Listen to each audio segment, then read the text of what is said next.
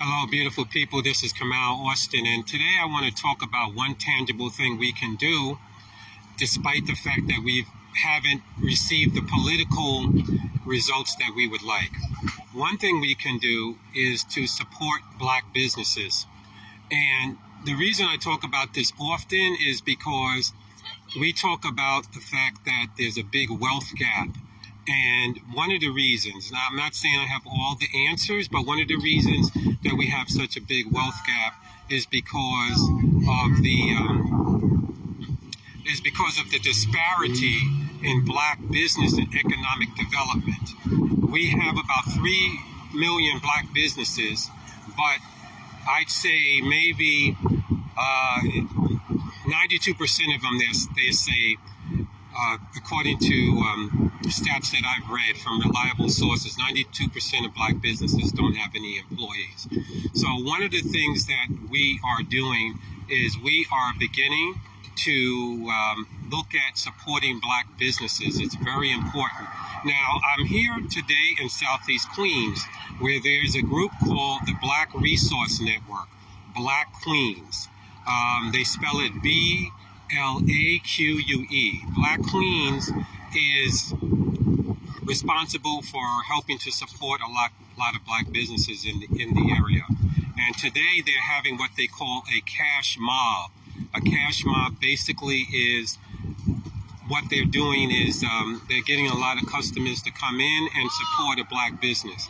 Now, one of the things that many people say when it comes to supporting Black businesses is that the prices are a little high. But if we support our businesses and help them grow to scale and become viable, then something can kick in called economies of scale, where they can buy products in bulk and reduce the cost. So this is one of the reasons we want to support our Black businesses and help them become viable. And these businesses also go on to hire more Black people. Not only that, when you have viable Black businesses in your community, upscale viable businesses, then what tends to happen is that more people want to live in the community. The real estate value goes up because the community is, it doesn't look like a desert when it comes to businesses and economics. It looks like a thriving neighborhood, and more people want to come into those communities and shop, and also, well, it could cause gentrification also, which is another issue. But we want to have upscale Black communities. Now let's go inside and see the amazing work that the Black Resource Network has done. They're here today at Earnest Foods. Earnest Foods is like, they call it a health food grocery store. I call it like a health food supermarket, actually. Okay, so we're going to walk inside, and you'll see that there is a lot of support from the community as far as supporting Earnest Foods. I'm just going to walk in here quickly and show you the amount of people that have come and who are supporting the business. Look at all the people there. Isn't that a beautiful thing? So let's walk around and look at all the people that the Black Resource Network Cash Mob.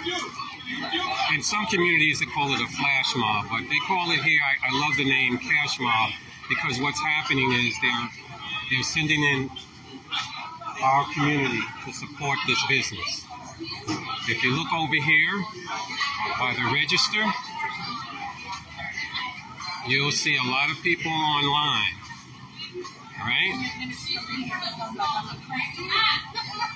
You see a lot of people online to support this business.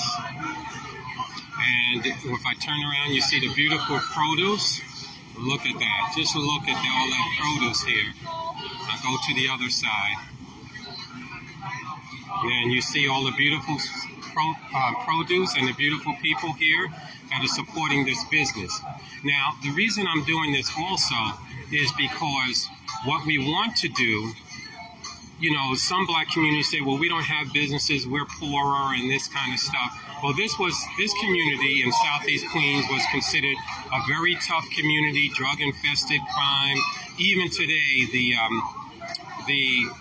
New York papers run by Rupert Murdoch, like the New York Post and other things, whenever they usually have something featured about Southeast Queens, it usually has to do with the crime and other things. But crime has gone down quite a bit here.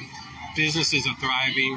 In some parts of Southeast Queens, I'd say maybe 60-70% of the businesses are black owned, and not just the restaurants and the hair care places, which are staples in most black communities, because quite frankly, other people do not want to come in and deal, you know, with issues, cultural issues like our hair and our food and things like that. So those businesses usually can thrive. However, you know, in Southeast Queens, my hometown, you have a lot of accountants and people doing various things in the community. Okay, I'm going to walk a little in the back. We're going to, where there's less people. Thank God most of the people are by the register now. But we're going to look at some of the food that they have here. You see yogurts, and you see all different types of produce and vegetables.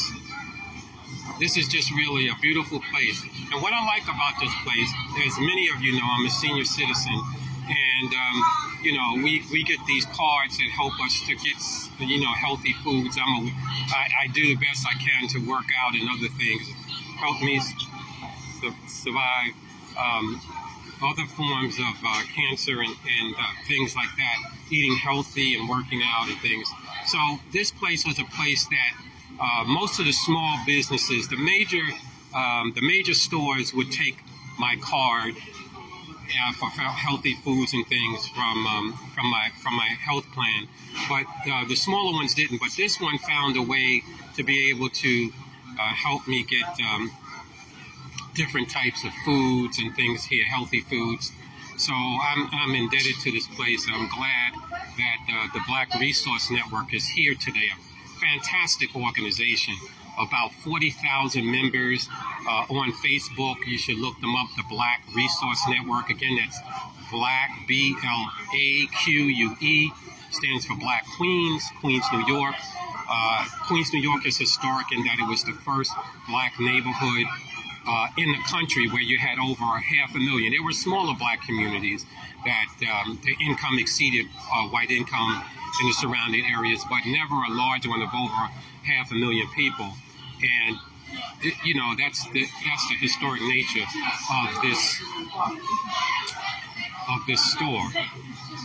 Okay, so yes, they have some beautiful products in here, fantastic products. And this is why I say this is not just this is not just a health food grocery store. I call it a health food supermarket. Look at that. Look at all the products that they have here. And the owner, Earnest, I may be able to grab him really quickly. I don't know. He's probably helping customers, and I don't want to disturb him.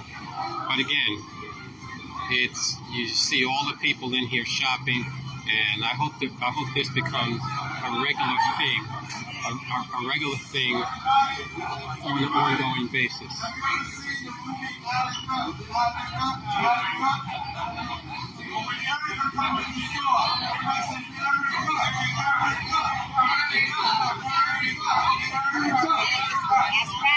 And this is the owner, Earnest, and we're getting ready to sign off, but I'm glad we got a chance to see him. He's done fantastic work for me in the past, helping me to get food, like I said, my senior citizen food. So this is Mal Austin and Earnest over at Earnest Foods. Earnest Foods, and we want you to come out and support them, not just today, but every day. And God bless you. Have a nice weekend. Thank you, everybody. Thank you. Thank you.